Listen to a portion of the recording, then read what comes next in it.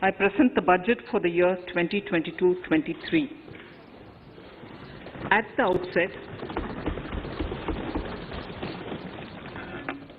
outset, sir, I want to take a moment to express my empathy for those who had to bear adverse health and economic effects of the pandemic. The overall sharp rebound and recovery of the economy is reflective of our country's strong resilience. India's economic growth in the current year is estimated to be 9.2%, highest among all large economies. I recognize we are in the midst of an Omicron wave with high incidence but milder symptoms. Further, the speed and coverage of our vaccination campaign has helped greatly. With an accelerated improvement of health infrastructure in the past 2 years, we are in a strong position to withstand challenges. I am confident that with Sabka Prayas, we will continue our journey with strong growth. Honorable Speaker, we are marking Azadi Ka Amrit Mahotsav and have entered into Amrit Kal, the 25-year-long lead-up to India at 100. Honorable Prime Minister, in his Independence Day address, had set out the vision for India at 100. By achieving certain goals during Amrit Kal, our government aims to attain this vision.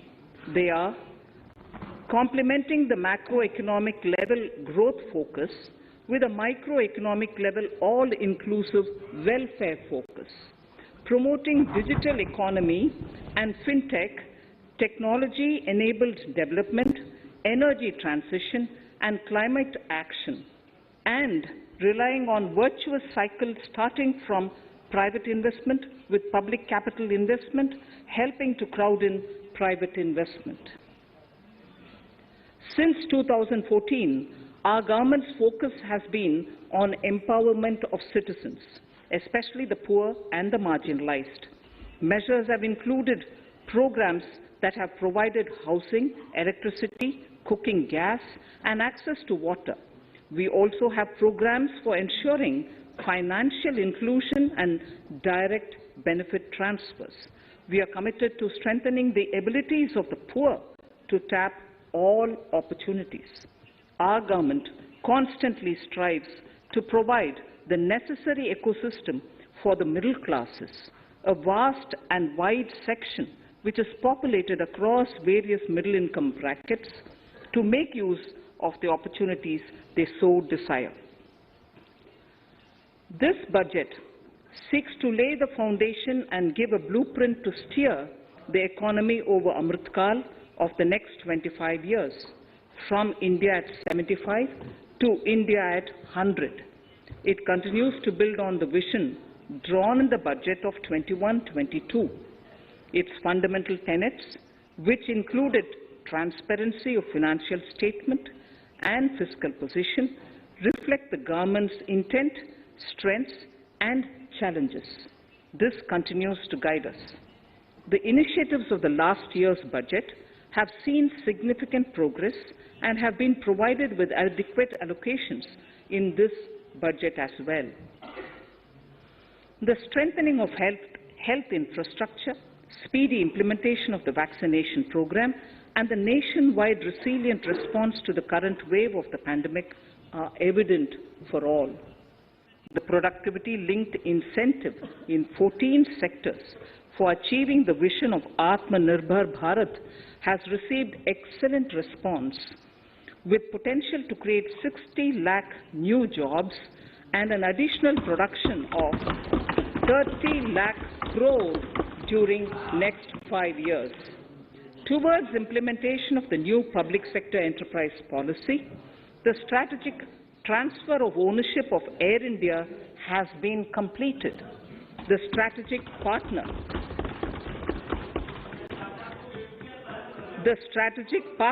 for Neelanchal Ispat Nigam Limited has been selected. The public issue of the LIC is expected shortly. Others too are in the process for 2022-23.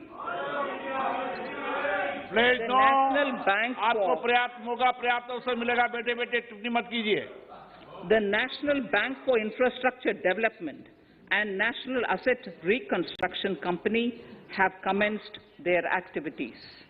Honorable Speaker, sir, Budget 2021-22 had provided a sharp increase in provision for public investment or capital expenditure. Throughout the year, with the Honorable Prime Minister guiding the implementation, our economic recovery is continuing to benefit from the multiplier effect.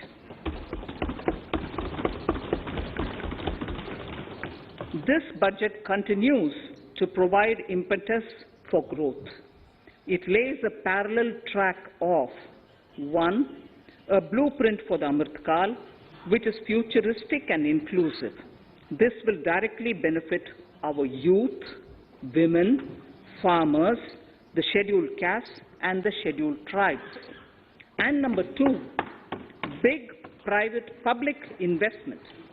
Number 2, big public investment for modern infrastructure, readying for India at 100. This shall be guided by PM Gati Shakti and be benefited by the synergy of multimodal approach. Moving forward on this parallel track, we lay the following 4 priorities: PM Gati Shakti, inclusive development, productivity enhancement and investment, sunrise opportunities, energy transition and climate action, and 4, financing of investments.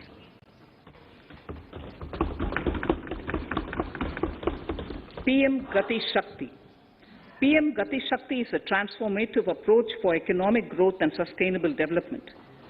The approach is driven by 7 engines, namely roads, railways, airports, ports, mass transport, waterways, and logistics infrastructure. All 7 engines will pull forward the economy in unison.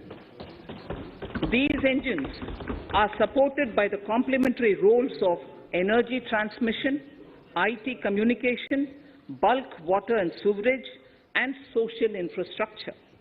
Finally, the approach is powered by clean energy and Sabka Prayas.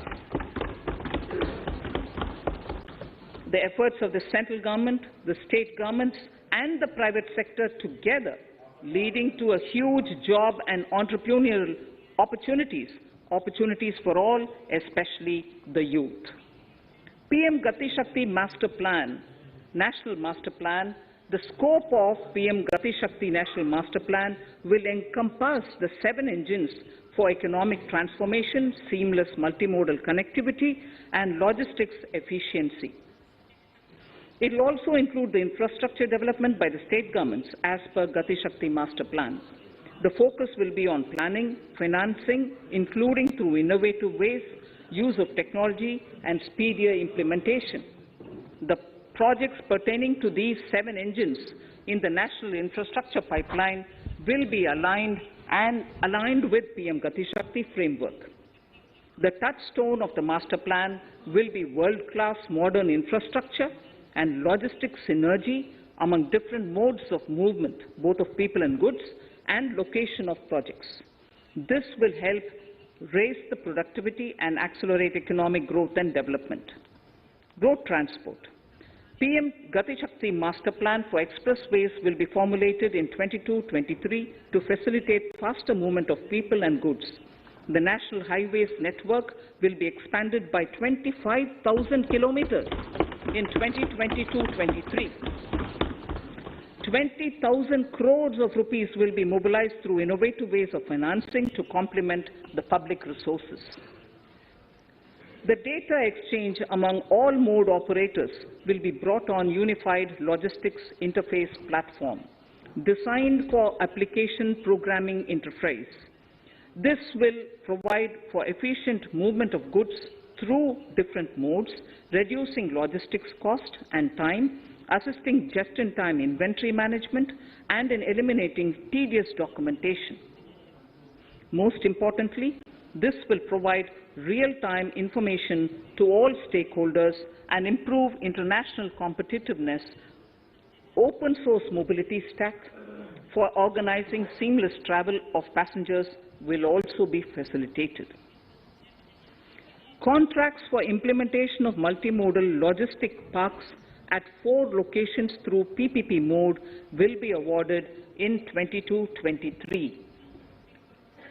Railways will develop new products and efficient logistics services for small farmers and small and medium enterprises, besides taking the lead in integration of postal and railways network to provide seamless solutions for movement of parcels. One station, one product concept will be popularized to help local businesses and supply chains. As a part of Atmanirbhar Bharat, 2,000 kilometers of network will be brought under Kavach, the indigenous world-class technology for safety and capacity augmentation in 2022-23. 400 new generation Vande Bharat trains will better energy efficiency and passenger riding experience will be developed and manufactured during the next 3 years. 100 PM Gati Shakti cargo terminals for multimodal logistics facilities will be developed during the next 3 years. Innovative ways of financing and faster implementation will be encouraged for building metro systems of appropriate type at scale. Multimodal connectivity between mass urban transport and railway stations will be facilitated on priority. Design of metro systems, including civil structures, will be reoriented and standardized for Indian conditions and needs. Parvat Mala, as a preferred ecologically sustainable alternative to conventional roads in difficult hilly areas, National Ropeways Development Program will be taken up on PPP mode. The aim is to improve connectivity and convenience for commuters, besides promoting tourism. This may also cover congested urban areas where conventional mass transit system is not feasible. Contracts for 8 such ropeway projects for a length of 60 kilometers will be awarded in 22-23.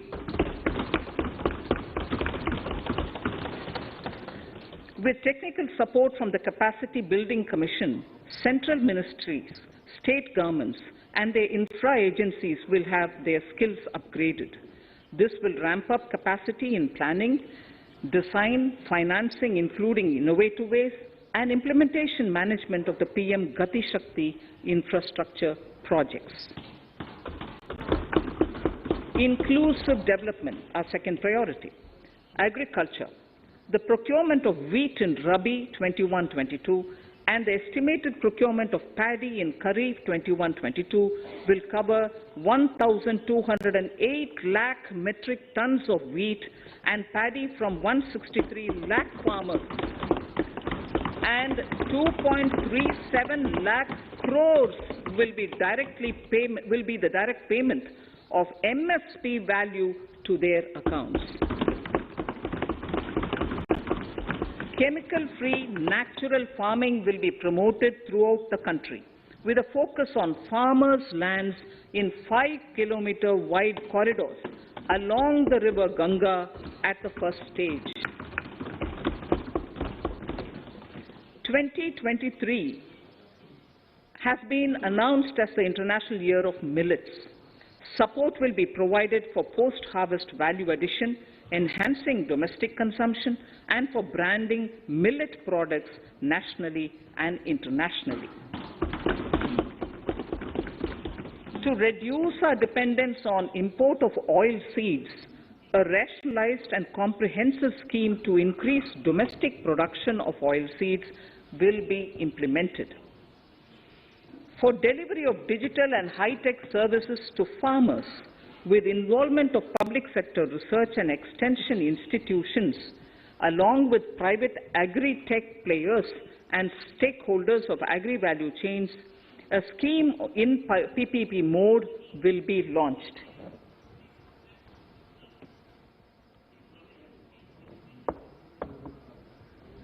Use of Kisan drones will be promoted for crop assessment, digitization of land records, spraying of insecticides and nutrients.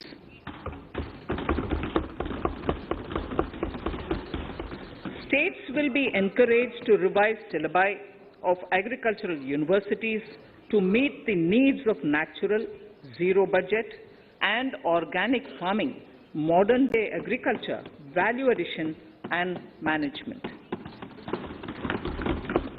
A fund with blended capital raised under the co-investment model will be facilitated through the NABARD. This is to finance startups for agriculture and rural enterprise relevant for farm produce value chain.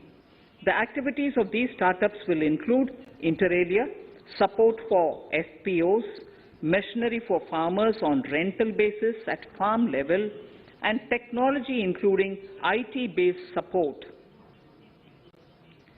The implementation of the Ken-Betwa link project at an estimated cost of 44,605 crores will be taken up.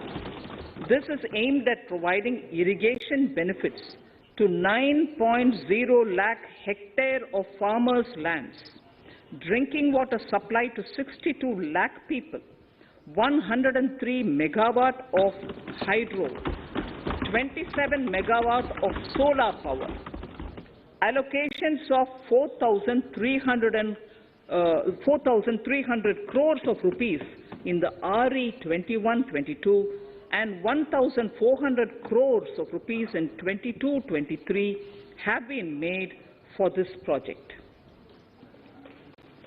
Honorable Speaker, sir, draft DPRs for 5 river links, namely Daman-Ganga Pinjal, Par-Tapi Nirmala, Godavari Krishna, Krishna Pennar, and Pennar Kaveri have been finalized. Once a consensus is reached among the beneficiary states, the Centre will provide support for their implementation. For farmers to adopt suitable varieties of fruits and vegetables and to use appropriate production and harvesting techniques, our government will provide a comprehensive package with participation of state governments. MSMEs, Udyam, eShram, NCS and ASEEM portals will be interlinked. Their scope will be widened. They will now perform as portals with live organic databases, providing G2C, B2C and B2B services. These services will relate to credit facilitation, skilling and recruitment with an aim to further formalize the economy and enhance entrepreneurial opportunities for all. Emergency Credit Line Guarantee Scheme has provided the much-needed additional credit to more than 130 lakh MSMEs. This has helped them mitigate the adverse impact of the pandemic. The hospitality and related services, especially those by micro and small enterprises, are yet to regain their pre-pandemic level of business. Considering these aspects, the ECLGS will be extended up to March 2023, and its guarantee cover will be expanded by 50,000 crores of rupees to total cover of 5 lakh crores.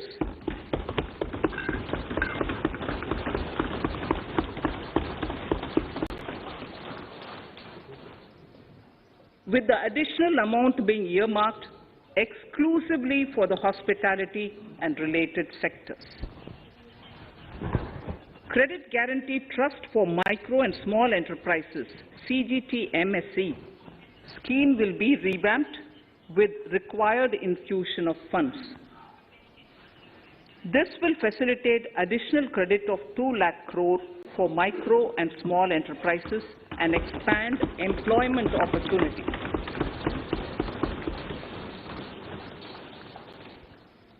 Raising and accelerating MSME performance (RAMP) program with outlay of 6,000 crore over 5 years will be rolled out. This will help MSME sector become more resilient, competitive and efficient.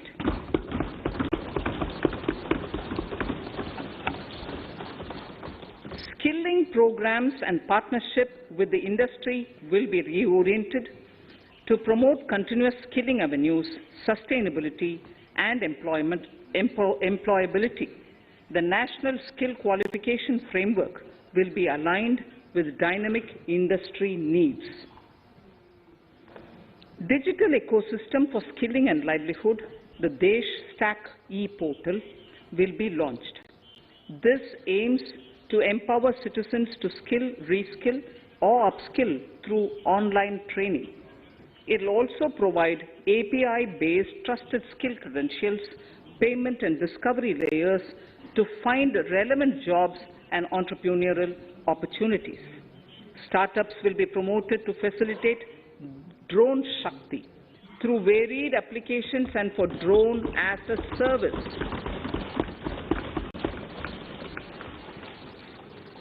In select ITIs in all states, the required courses for skilling will be started.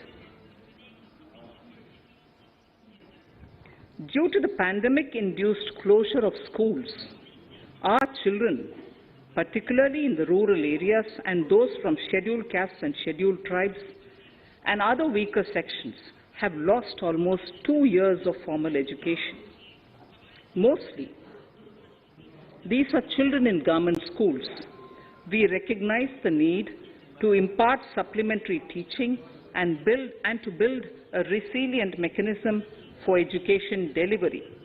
For this purpose, One Class, One TV channel program of PM eVidya will be expanded from 12 to 200 TV channels.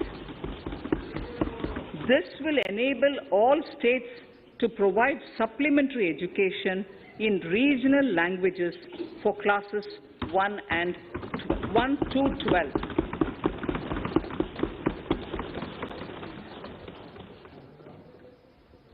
High-quality e-content in all spoken languages will be developed for delivery via internet, mobile phones, TV, and through radio and digital teachers. A competitive mechanism for development of quality e-content by the teachers will be set up to empower and equip them with digital tools of teaching and facilitate better learning outcomes. A digital university will be established to provide access to students across the country for world-class quality universal education with personalized learning experience at their doorsteps. This will be made available in different Indian languages and ICT formats. The university will be built on a networked hub and spoke model, with the hub building cutting-edge ICT expertise. The best public universities and institutions in the country will collaborate as a network of hub and spoke. An open platform for the national digital health ecosystem will be rolled out. It will consist of digital registries of health providers and health facilities, unique health identity, consent framework, and universal access to health facilities. The pandemic has accentuated mental health problems in people of all ages. To better the access to quality mental health counseling and care services, a national tele-mental health program will be launched. This will include a network of 23 tele-mental health centers of excellence, with NIMHANS being the nodal center, and International Institute of Information Technology, Bangalore, IIIT Bangalore, providing technology support. Recognizing the importance of Nari Shakti as the harbinger of our bright future and for women-led development, during the Amrit Kal, our government has comprehensively revamped the schemes of the Ministry of Women and Child Development. Accordingly, 3 schemes, namely Mission Shakti, Mission Vatsalya, Saksham Anganwadi and Poshan 2.0 were launched recently to provide integrated benefits to women and children.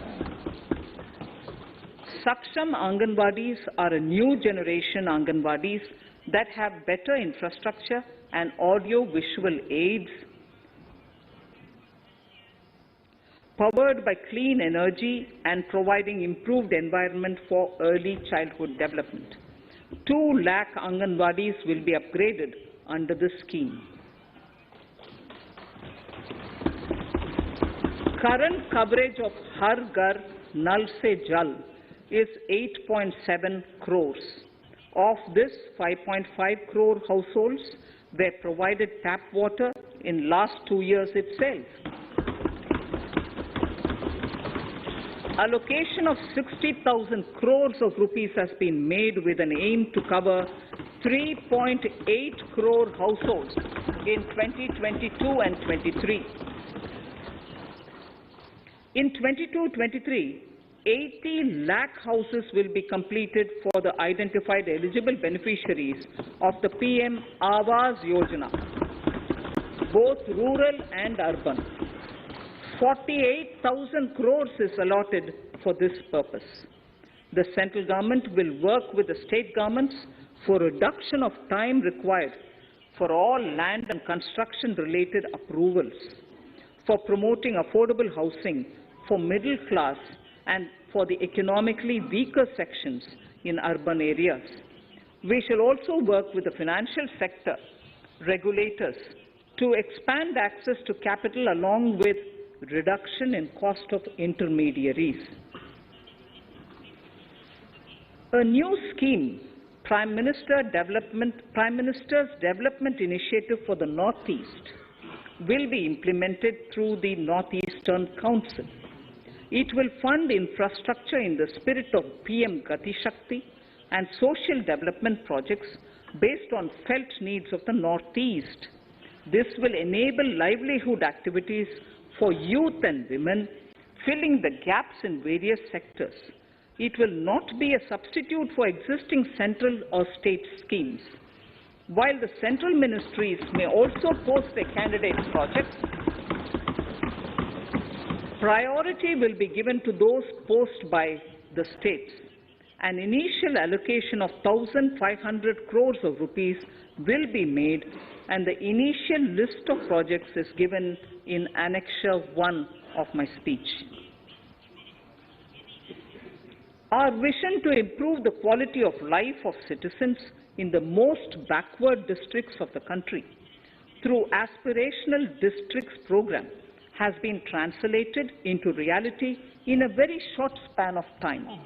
95% of those 112 districts have made significant progress in key sectors such as health, nutrition, financial inclusion, and basic infrastructure.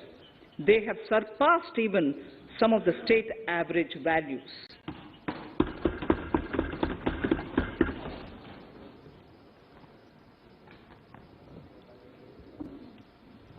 However, in those districts, some blocks continue to lag. In 22-23, the program will focus on such blocks in those districts. Border villages with sparse population, limited connectivity, and infrastructure often get left out from the development gains. Such villages on the northern border will be covered under a new Vibrant Villages program.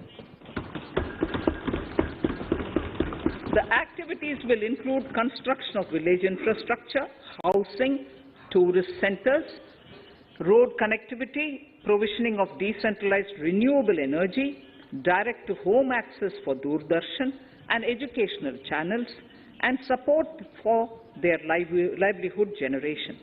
Additional funding for these activities will be provided. Existing schemes will be converged. We will define their outcomes and monitor them on a constant basis. In 2022, 100% of 1.5 lakh post offices will come on the core banking system, enabling financial inclusion and access to accounts through net banking, mobile banking, ATMs, and also provide online transfer of funds between post office accounts and bank accounts. This will be helpful, especially for farmers and senior citizens in rural areas, enabling interoperability and financial inclusion. Honorable Speaker, sir, in recent years, digital banking, digital payments, and fintech innovations have grown at a rapid pace in the country. Government is continuously encouraging these sectors to ensure that the benefits of digital banking reach every nook and corner of the country in a consumer-friendly manner.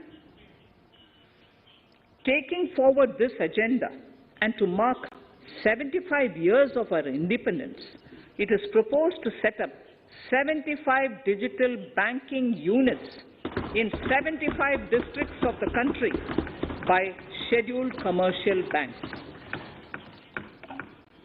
The financial support for digital payment ecosystem announced in the previous budget will continue in 22-23 as well. This will encourage further adoption of digital payments.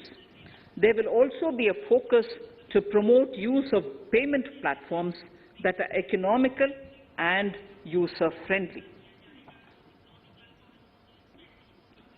Sir, I move to the next priority.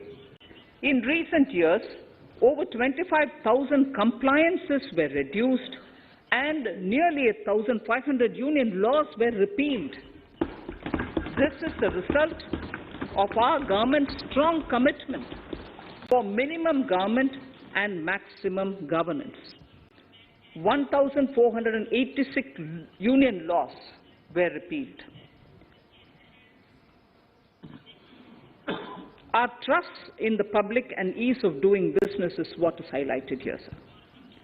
For the Amrit Kal, the next phase of ease of doing business 2.0 and ease of living will be launched. In our endeavor to improve productive efficiency of capital and human resources, we will follow the idea of trust-based governance. The new phase will be guided by an active involvement of the states, digitization of manual processes and interventions, integration of the central and state level systems through IT bridges, a single point access for all citizen-centric services, and standardization and removal of overlapping compliances. Crowdsourcing of suggestions and ground-level assessment of the impact with active involvement of citizens and businesses will be encouraged. A single window portal, Parivesh, for all green clearances was launched in 2018. It has been instrumental in reducing the time required for approvals significantly. The scope of this portal will be expanded to provide information to the applicants based on location of units. Information about specific approvals will be provided. It will enable application for all 4 approvals through a single form and tracking of the process through Centralized Processing Center Green, CPC Green. E-passports. The issuance of e-passports using embedded chip and futuristic technology will be rolled out in 22-23 to enhance the convenience for the citizens in their overseas travel. By the time of India at 100, nearly half our population is likely to be living in urban areas. To prepare for this, orderly urban development is of critical importance. This will help realize the country's economic potential, including livelihood opportunities for the demographic dividend. For this, on the one hand, we need to nurture the megacities and their hinterlands to become current centers of economic growth. On the other, we need to facilitate Tier 2 and Tier 3 cities to take on the mantle in the future. This would require us to reimagine our cities into centers of sustainable living with opportunities for all, including women and our youth. For this to happen, urban planning cannot continue with a business-as-usual approach. We plan to steer a paradigm change. A high-level committee of reputed urban planners, urban economists, and institutions will be formed to make recommendations on urban sector policies, capacity building, planning, implementation, and governance. For urban capacity building, support will be provided to the states. Modernization of building bylaws, town planning schemes, transit-oriented development will be implemented. This will facilitate reforms for people to live and work closer to the mass transit systems.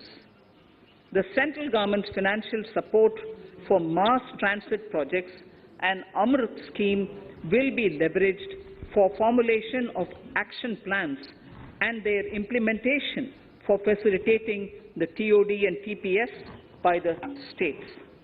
For developing India-specific knowledge in urban planning and design, and to deliver certified training in these areas, up to 5 existing academic institutions in different regions will be designated as centers of excellence.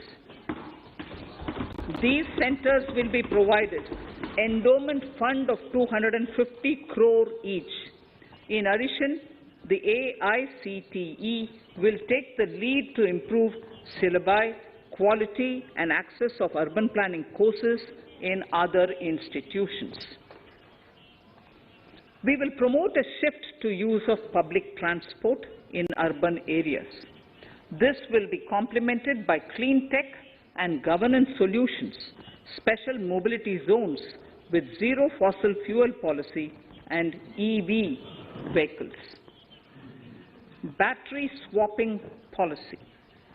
Considering the constraint of space in urban areas, for setting up charging stations at scale, a battery swapping policy will be brought out and interoperability standards will be formulated.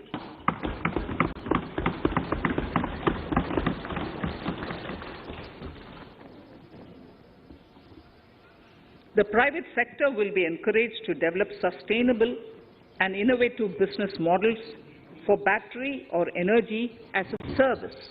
This will improve efficiency in the EV ecosystem.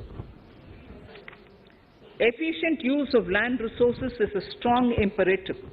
States will be encouraged to adopt unique land parcel identification number to facilitate IT-based management of records. The facility for transliteration of land records across any of the Schedule 8 languages will also be rolled out.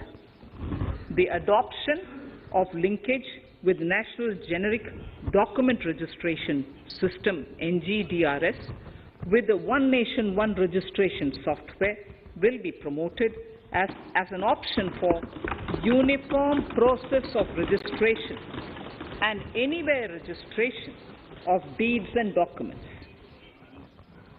Necessary amendments in the code IBC will be carried out to enhance the efficiency of the resolution process and facilitate cross-border insolvency resolution.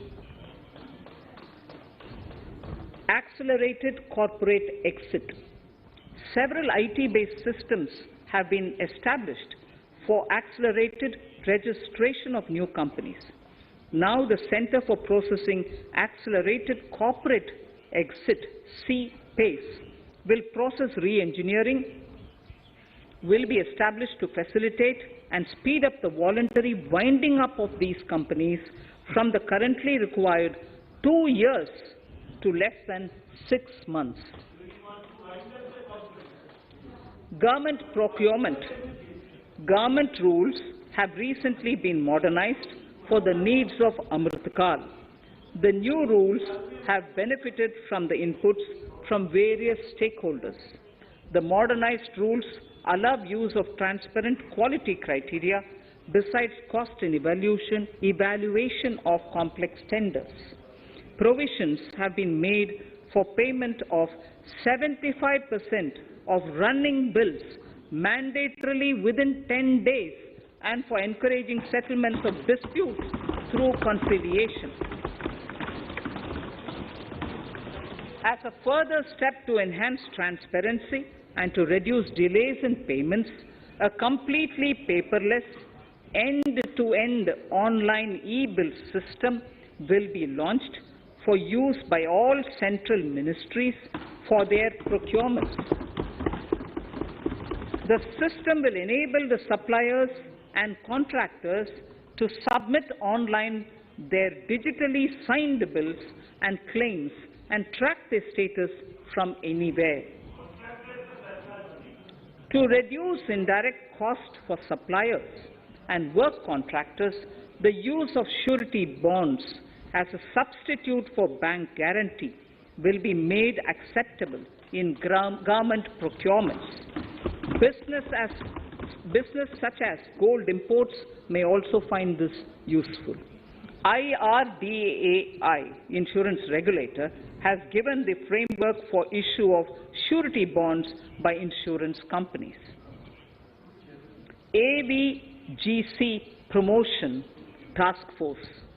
The animation, visual effects, gaming and comic, the AVGC sector, offers immense potential to employ youth. An AVGC Promotion Task Force with all stakeholders will be set up to recommend ways to realize this and build domestic capacity for serving our markets and the global demand. Telecom sector. Telecommunications in general and 5G technology in particular can enable growth and offer job opportunities.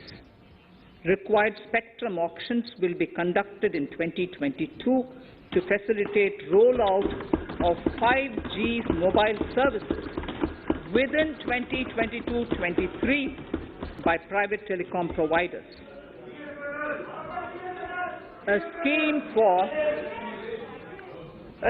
for design-led manufacturing will be launched to build a strong ecosystem for 5G as part of the production-linked incentive scheme.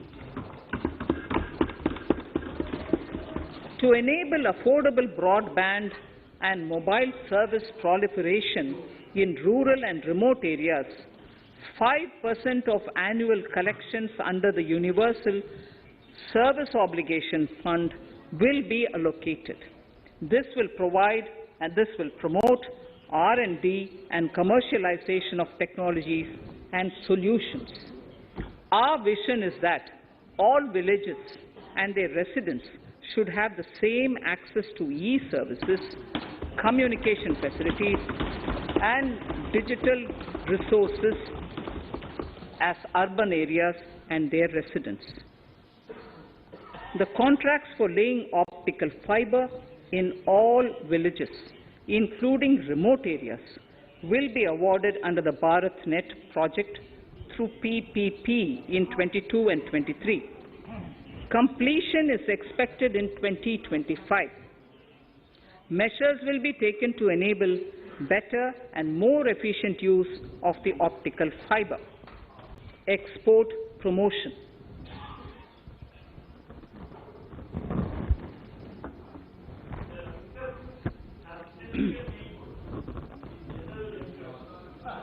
The Special Economic Zones Act will be replaced with a new legislation that will enable the states to become partners in development of enterprise and service hubs.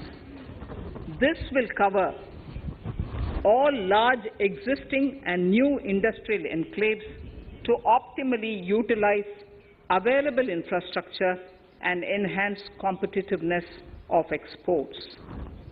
Atmanirbharta in defense. Our government is committed to reducing imports and promoting Atmanirbharta in equipment for the armed forces.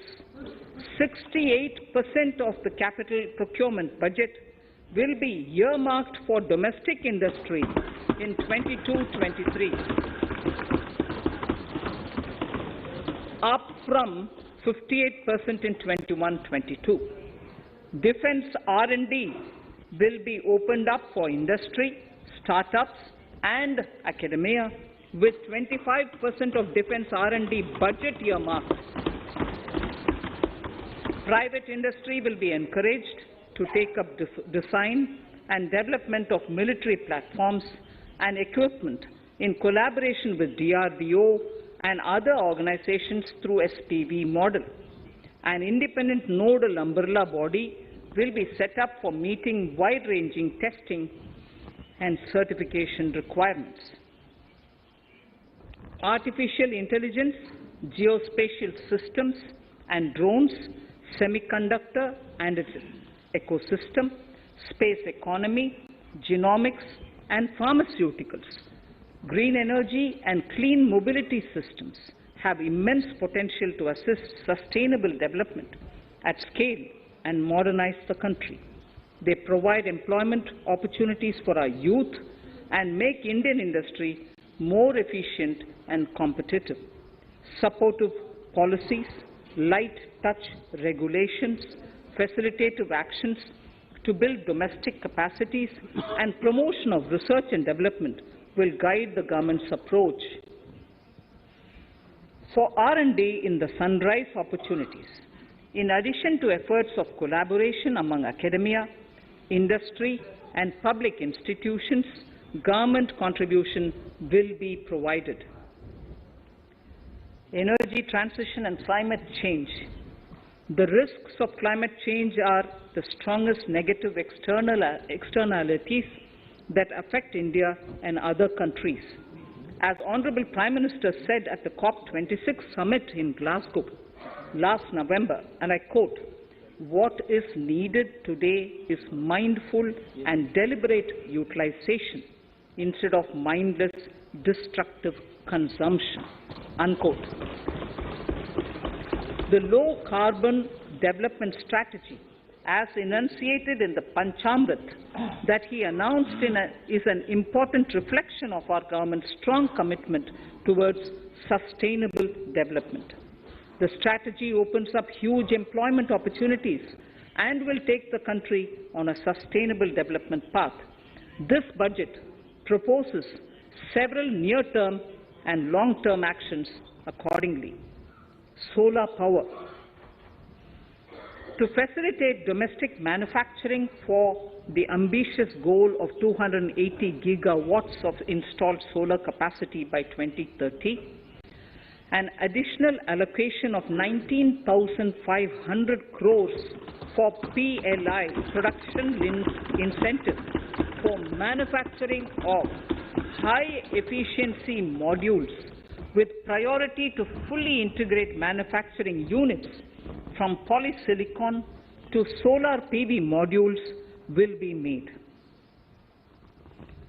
Honorable Speaker, sir, the circular economy transition is expected to help in productivity enhancement as well as creating large opportunities for new businesses and jobs. The action plans for 10 sectors such as electronic waste, end-of-life vehicles, used oil waste, toxic and hazardous industrial waste are already ready.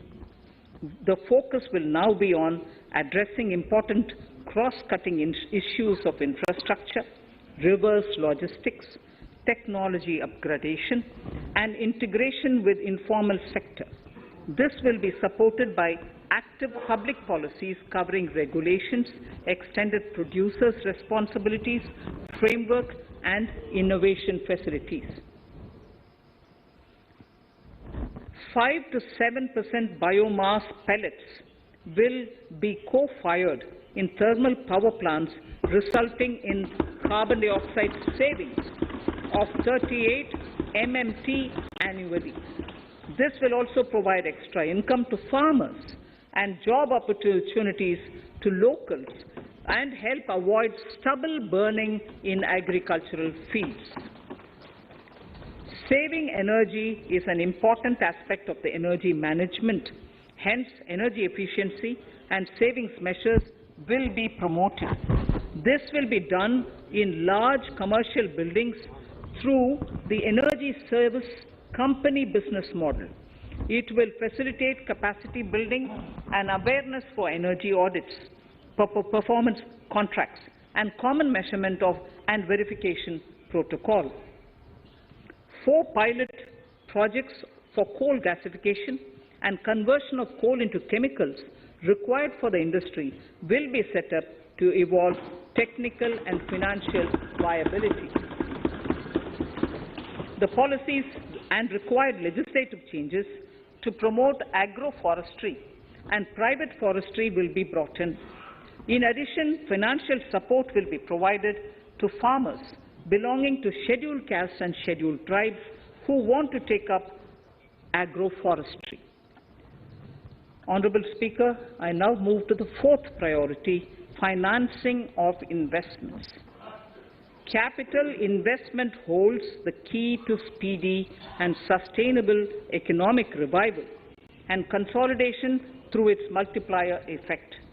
Capital investment also helps in creating employment opportunities, induced enhanced demand for manufactured input from large industries and MSMEs, services from professionals, and help farmers through better agri-infrastructure. The economy has shown strong resilience to come out of the effects of the pandemic with high growth. However, we need to sustain that level to make up for the setback of 2020-2021. As outlined in para 5 earlier, the virtuous cycle of investment requires public investment to crowd in private investment. At this stage, private investments seem to require that support to rise to their potential and to the needs of the economy. Public investment must continue to take the lead and prime the private investment and demand in 2022-23. Considering the above imperative, the outlay for capital expenditure in the Union budget is once again being stepped up sharply by 35.4% from 5.54 lakh crore in the current year to 7.50 lakh crores in 22-23. This has increased to more than 2.2 times the expenditure of 2019-20. This outlay in 22-23 will be 2.9% of the GDP. Effective capital expenditure. With this investment taken together with the provision made for creation of capital assets through grants and aid to states, the effective capital expenditure of the central government is estimated at 10.68 lakh crores in 22-23, which will be about 4.1% of the GDP. Green bonds. As a part of the government's overall market borrowings in 22-23, sovereign green bonds will be issued for mobilizing resources for green infrastructure. The proceeds will be deployed in public sector projects which help in reducing the carbon intensity of the economy. GIFT IFSC. World-class foreign universities and institutions will be allowed in the GIFT City to offer courses in the financial management, fintech, science, technology, engineering, and mathematics, free from domestic regulations, except those by the IFSCA, to facilitate availability of high-end human resources for financial services and technology. An international arbitration center will be set up in the GIFT City for timely settlement of disputes under international jurisprudence. Services for global capital for sustainable and climate finance in the country will be facilitated in the GIFT City. Infrastructure status. Data centers and energy storage systems, including dense charging infrastructure and grid-scale battery systems, will be included in the harmonized list of infrastructure. This will facilitate credit availability for digital infrastructure and clean energy storage. Venture capital and private equity invested more than 5.5 lakh crores last year, facilitating one of the largest startup growth system. Scaling up this investment requires a holistic examination of regulatory and other frictions. An expert committee will be set up to examine and suggest appropriate measures. Government-backed funds, NIIF and SIDBI, Fund of Funds, have provided scale capital, creating a multiplier effect. For encouraging important sunrise sectors such as climate action, deep tech, digital economy, pharma, and agri-tech, the government will promote these thematic funds for blended finance, with the government share being limited to 20% and the funds being managed by private fund managers. For financing the infrastructure needs, the stepping up of public investment will need to be complemented by private capital at a significant scale. Measures will be taken to enhance financial viability of projects, including PPP, with technical and knowledge assistance from multilateral agencies. Enhancing financial viability shall also be obtained by adopting global best practices, innovative ways of financing, and balanced risk allocation. Digital rupee.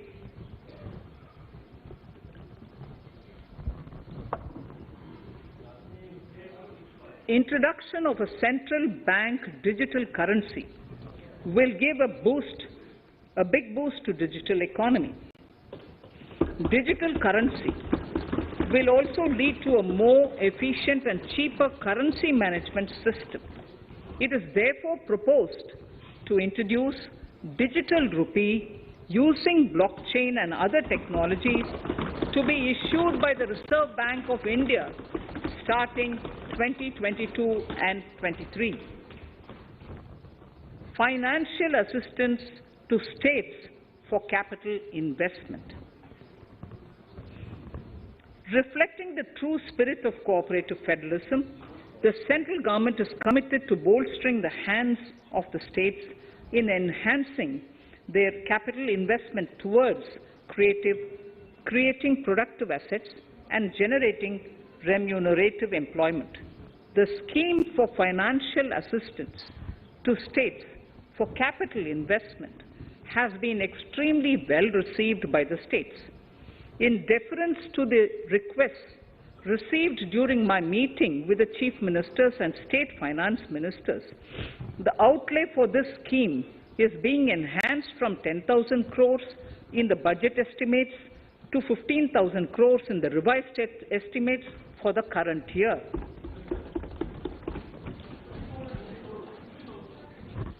For 22-23,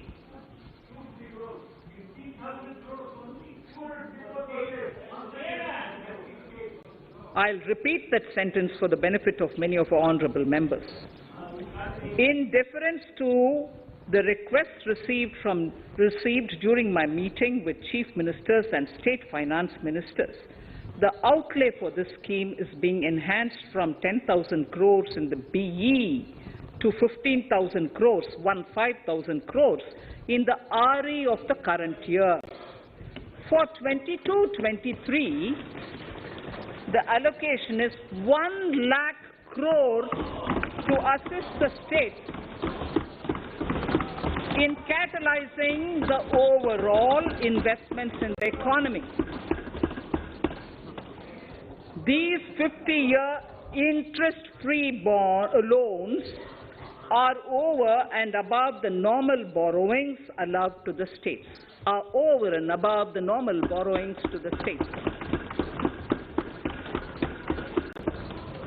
This allocation will be used for PM Gati Shakti related and other productive capital investments of the states. It will also include components for supplemental funding for priority segments of PM Gram Sadak Yojana, including support for the state's share, digitization of the economy, including digital payments and completion of OFC network, and reforms related to building bylaws, town planning schemes, transit-oriented development, and transferable development rights.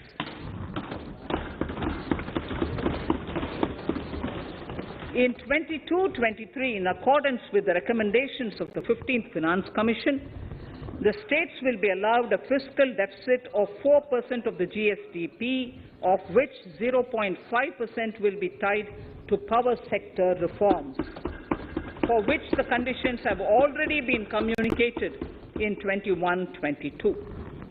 Fiscal management.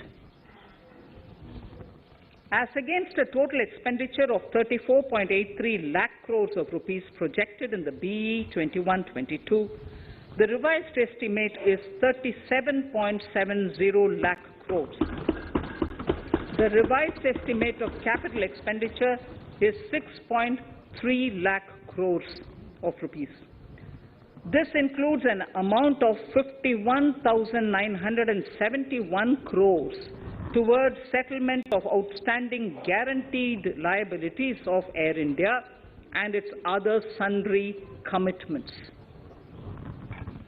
Coming to the budget estimates, Honourable Speaker, sir, the total expenditure in 22-23 is estimated at 39.45 lakh crores, while the total receipts other than borrowings are estimated at 22.84 lakh crores of rupees.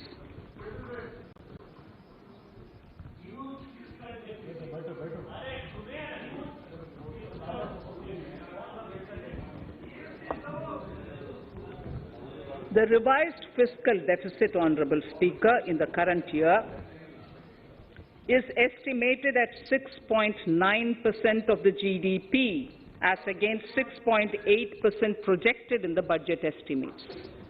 The fiscal deficit is in 22-23 is estimated at 6.4% of the GDP, which is consistent with the broad path of the fiscal consolidation announced by me last year to reach a fiscal deficit level below 4.5% by 25-26.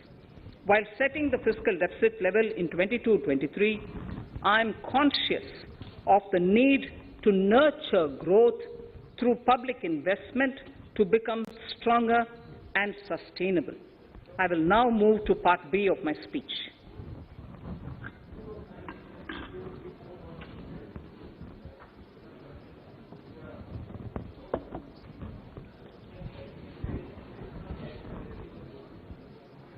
Direct tax. Honourable Speaker, sir, I take this opportunity to thank all the taxpayers of our country who have contributed immensely and strengthened the hands of the government in helping their fellow citizens in this hour of need. So I have brought in a little verse from the Mahabharata. I won't spend more time reading because I would like the speech to get enough time. However, the substance of it is the king must make arrangements for yoga kshema, which is the welfare of the populace, by way of abandoning any laxity and by governing the state in line with dharma, along with collecting taxes which are in consonance with dharma. This is Mahabharata Shanti Parva Adhyaya, Shloka 11 from 72. Drawing wisdom from our ancient texts, we continue on the path to progress. The proposals in this budget, while continuing with our declared policy of stable and predictable tax regime, intend to bring more reforms that will take ahead our vision to establish a trustworthy tax regime. This will further simplify the tax system, promote voluntary compliance by taxpayers, and reduce litigation. Introducing new updated return. India is growing at an accelerated pace and people are undertaking multiple financial transactions. The Income Tax Department has established a robust framework of reporting of taxpayers' transactions. In this context, some taxpayers may realize that they have committed omissions or mistakes in correctly estimating their income for tax payment. To provide an opportunity to correct such errors, I am proposing a new provision permitting taxpayers to file an updated return on payment of additional tax. This updated return can be filed within 2 years from the end of the relevant assessment year.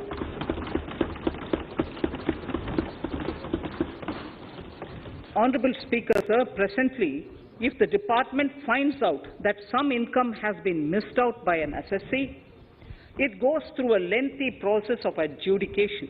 Instead, with this proposal now, there will be a trust repost in the taxpayers that will enable the assessee herself to declare the income that she may have missed out earlier while filing her return. Full details of the proposal are given in the finance bill. It is an affirmative step in the direction of voluntary compliance.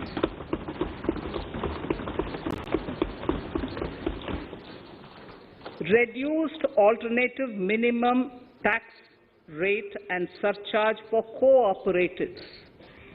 Currently, cooperative societies are required to pay alternate minimum tax at the rate of 18 and 1.5%.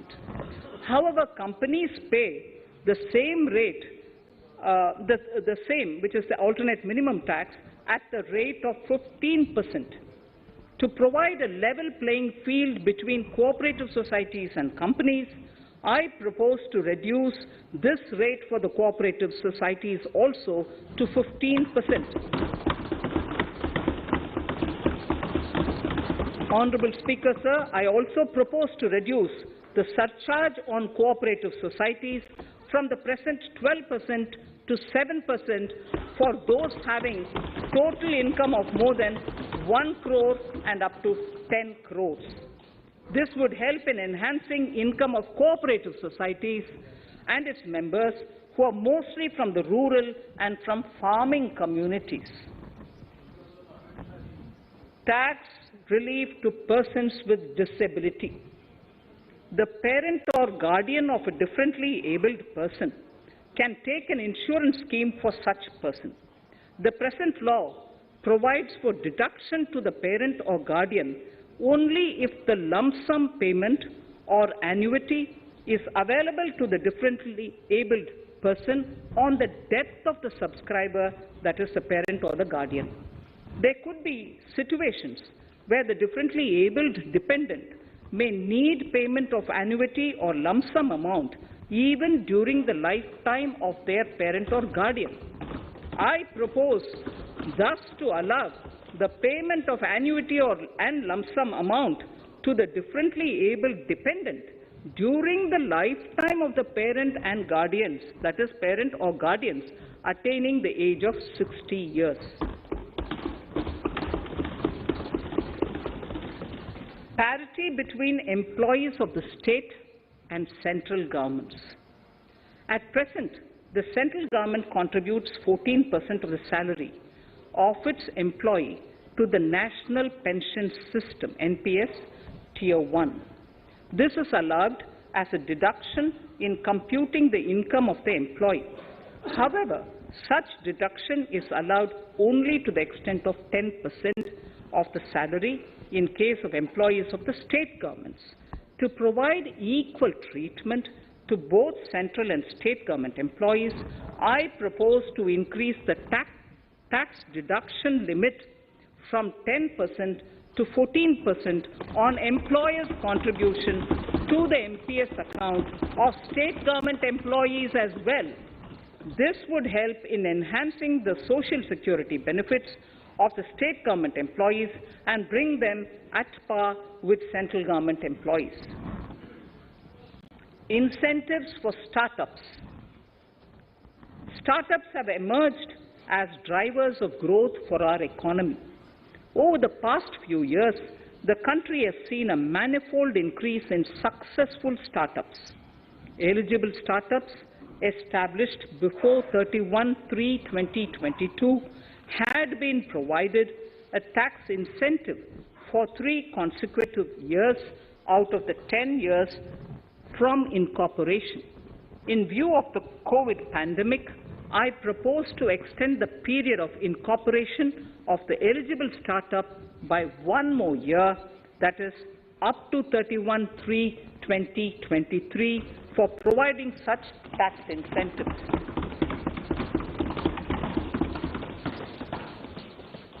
Incentives for newly incorporated manufacturing entities under concessional tax regime. In an effort to establish a global competitive business environment for certain domestic companies, a concessional tax regime of 15% was introduced by our government for newly incorporated domestic manufacturing companies. I propose to extend the last date for commencement of manufacturing or production under Section 115B(ab) by 1 more year, that is from 31st March 2023 to 31st March 2024.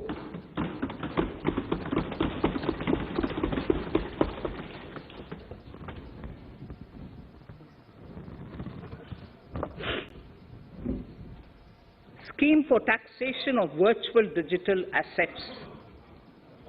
There has been a phenomenal increase in transaction in virtual digital assets.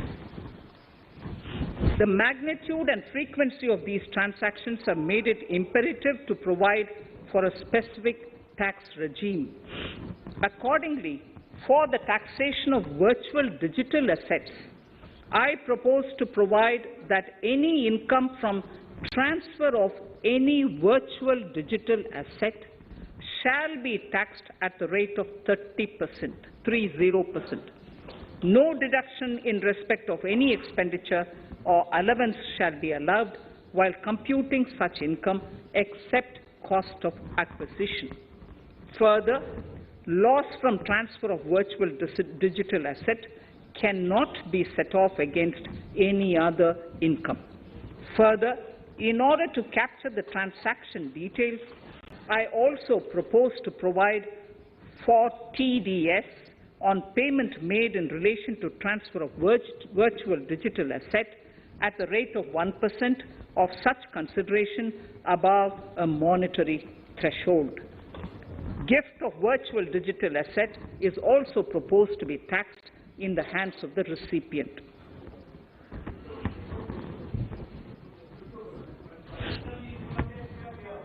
Litigation management to avoid repetitive appeals by the department. It has been observed that a lot of time and resources are consumed in filing of appeals which involve identical issues. Taking forward our policy of sound litigation management, I propose to provide that if a question of law in the case of an assessee is identical to a question of law which is pending in the appeal before a jurisdictional high court or Supreme Court, in any case, the filing of further appeal in the case of this assessee by the department shall be deferred till such a question of law is decided by the jurisdictional high court or the Supreme Court. This will greatly help in reducing the repeated litigation between taxpayer and the department. Taking forward our efforts to further promote the IFSC, I hereby propose to provide that income of a non-resident from offshore derivative instruments or over-the-counter derivatives issued by an offshore banking unit, income from royalty and interest on account of lease of ship, and income received from portfolio management services in IFSC shall be exempt from tax, subject to specified conditions. Rationalization of surcharge. In the globalized business world, there are several work contracts whose terms and conditions mandatorily require formation of a consortium. The members in the consortium are generally companies. In such cases, the income of these AOPs has to suffer a graded surcharge up to 37%, which is a lot more than surcharge on the individual companies. Accordingly, I propose to cap the surcharge of these AOPs at 15%. Further, the long-term capital gains on listed equity shares, units, etc., are liable to maximum surcharge of 15%, while other long-term capital gains are subjected to a graded surcharge which goes up to 37%. I propose to cap the surcharge on long-term capital gains arising on transfer of any type of assets at 15%. This step will give a boost to startup community, and along with my proposal on the extended tax benefits to manufacturing companies and startups, reaffirms our commitment to Atmanirbhar Bharat. Clarification in relation to health and education cess as business expenditure. The income tax is not an allowable expenditure for computation of business income. This includes tax as well as surcharges. The health and education cess is imposed as an additional surcharge on the taxpayer for funding specific government welfare programs. However, some courts have allowed health and education cess as business expenditure, which is against the legislative intent. To reiterate the legislative intent, I propose to clarify that any surcharge or cess on income and profits is not allowable as business expenditure. Deterrence against tax evasion. Honourable Speaker, sir, presently there is ambiguity regarding set-off of brought forward loss against undisclosed income detected in search operations. It has been observed that in many cases where undisclosed income or suppression of sales, etc., is detected, payment of tax is avoided by setting off of losses. In order to bring certainty and to increase deterrence among tax evaders, I propose to provide that no set-off of any loss shall be allowed against undisclosed income detected during search and survey operations.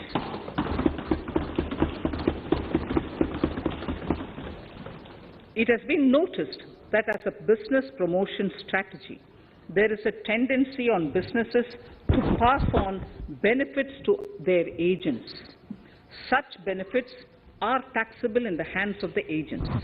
In order to track such transactions, I propose to provide for tax deduction by the person giving benefits if the aggregate value of such benefits exceeds 20,000 rupees during the financial year. A few other changes are being made, the details of which are there in the finance bill. Indirect taxes. So remarkable progress in GST. GST has been a landmark reform of independent India, showcasing the spirit of cooperative federalism. While aspirations were high, there were huge challenges too. These challenges were overcome deftly and painstakingly under the guidance and the oversight of the GST Council. We can now take pride in a fully IT-driven and progressive GST regime that has fulfilled the cherished dream of India as one market, one tax. There are still some challenges remaining, and we aspire to meet them in the coming year. The right balance between facilitation and enforcement has engendered significantly better compliance, and enforcement has engendered better compliance. GST revenues are buoyant despite the pandemic. I would bring in something which I've got to know this morning, not part of my speech, but worth putting in here for the knowledge of the Honourable House. I would like to bring to the notice of this House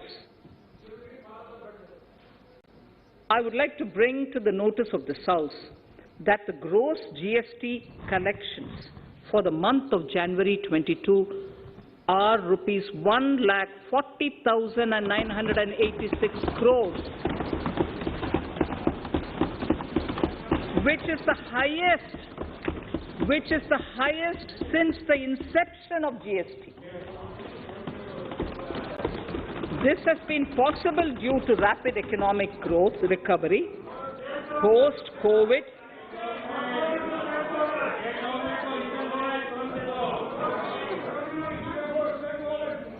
This has been possible due to the rapid economic recovery post-COVID, as well as various policy and administration undertaken by central and state tax administrations.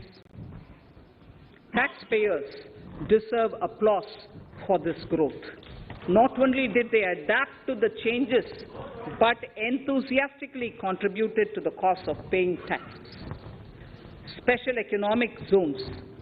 In part A of my speech, I have referred to the proposed reforms in SEZs. Alongside, we will also undertake reforms in customs administration of SEZs, and it shall henceforth be fully IT-driven and function on the Customs National Portal with a focus on higher facilitation and with only risk-based checks. This will ease doing business by SEZ units considerably. This reform shall be implemented by 30th September 2022. Customs reforms and duty rate changes.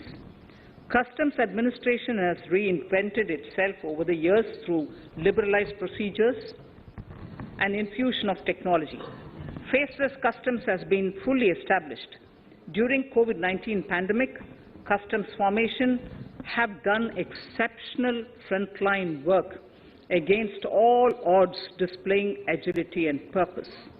Customs reforms have played a very vital role in domestic capacity creation, providing level playing field to our MSMEs, easing the raw material supply side constraints, enhancing ease of doing business, and being an enabler to other policy initiatives such as PLI and phased manufacturing plans. My proposal on customs side are aligned to these objectives. Project imports and capital goods. National Capital Goods Policy 2016 aims at doubling the production of capital goods by 2025. This would create an employment opportunities and result in increased economic activity. However, several duty exemptions, even extending to over 3 decades, in some cases have been granted to capital goods for various sectors like power, fertilizer, textiles, leather footwear, food processing, and fertilizers. These exemptions have hindered the growth of the domestic capital goods sector. Similarly, project import duty concessions have also deprived the local producers of a level playing field in areas like coal mining projects, power generation, transmission or distribution projects, railway and metro projects. Our experience suggests that reasonable tariffs are conducive to the growth of domestic industry and make in India without significantly impacting the cost of essential imports. Accordingly, Honourable Speaker, Sir, it is proposed to phase out the concessional rates in capital goods and project imports gradually and apply a moderate tariff of 7.5%. Certain exemptions for advanced machineries that are not manufactured within the country shall continue.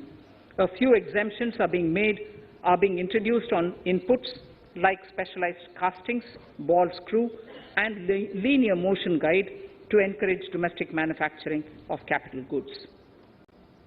In the last two budgets, we have rationalized several customs exemptions. We have once again carried out an extensive consultation, including by crowdsourcing. As a result of these consultations, more than 350 exemption entries are proposed to be gradually phased out. These include exemptions on certain agricultural produce,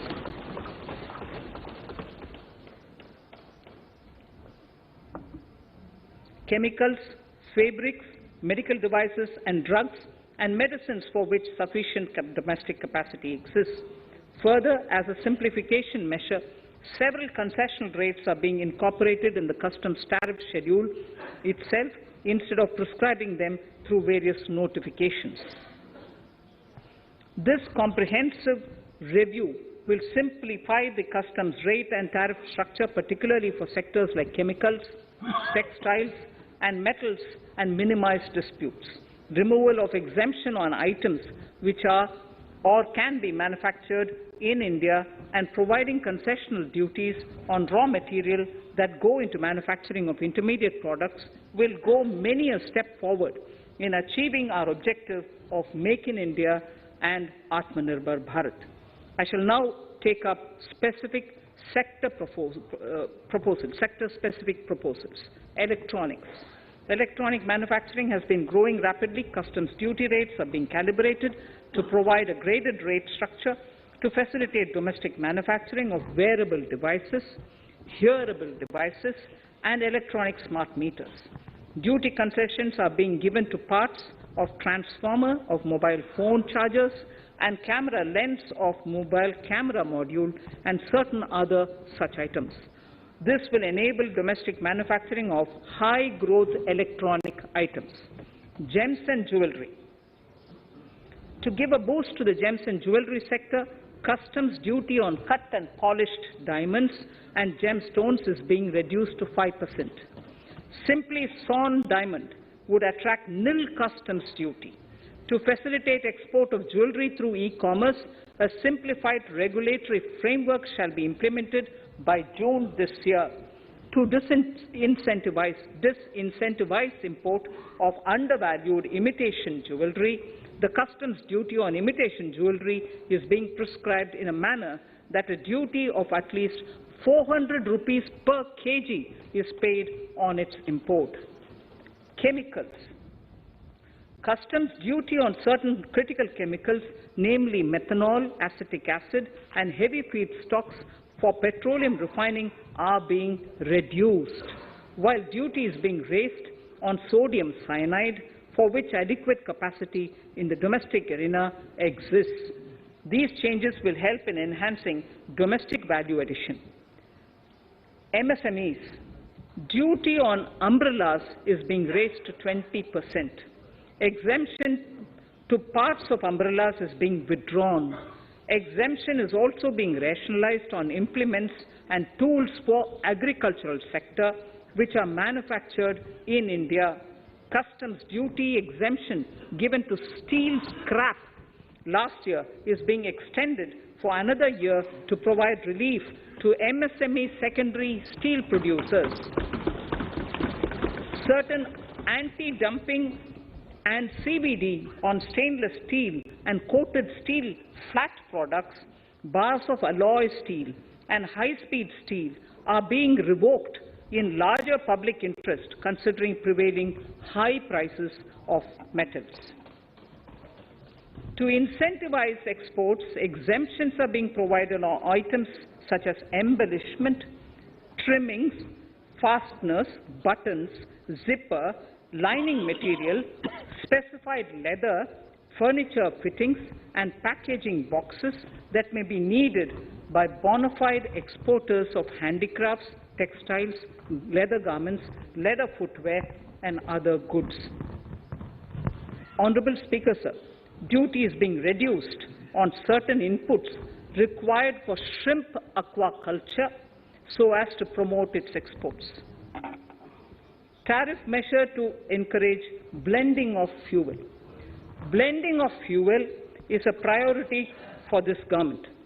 To encourage the efforts for blending of fuel, unblended fuel shall attract an additional differential excise duty of ₹2 per litre from first day of October 22.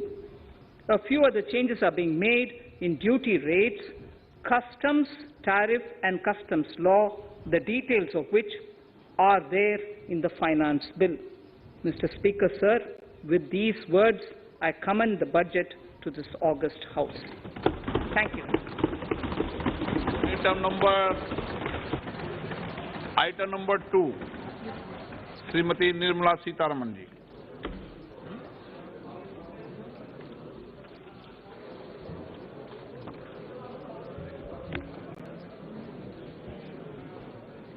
Sir, with your permission, I rise to lay on the table the following statements under Section 3(1) of the Fiscal Responsibility and Budget Management FRBM Act 2003, Medium-Term Fiscal Policy cum Fiscal Policy Strategy Statement and Macroeconomic Framework Statement. Item number 3, Vitt Videk 2020, Nirmala Sitharaman ji. Sir, item number 3, Finance Bill. Sir, with your permission, I rise to move for leave to introduce the Finance Bill 2022. प्रश्न ये कि वित्त विधेयक को पुनर्स्थापित करने की अनुमति प्रदान की जाए। जो सदस्य इसके पक्ष में हाँ गए, जो सदस्य विरोध में ना गए, मेरे विचार में निर्णय हाँ वालों के पक्ष में, हाँ वालों के पक्ष में। माननीय मंत्री जी, वित्त विधेयक को पुनर्स्थापित करें। Sir, I introduce the bill. सभा की कार्रवाई कल बुधवार दिनांक 2 फरवरी 2022 को 4:30 बजे तक के लिए स्थगित की जाती है।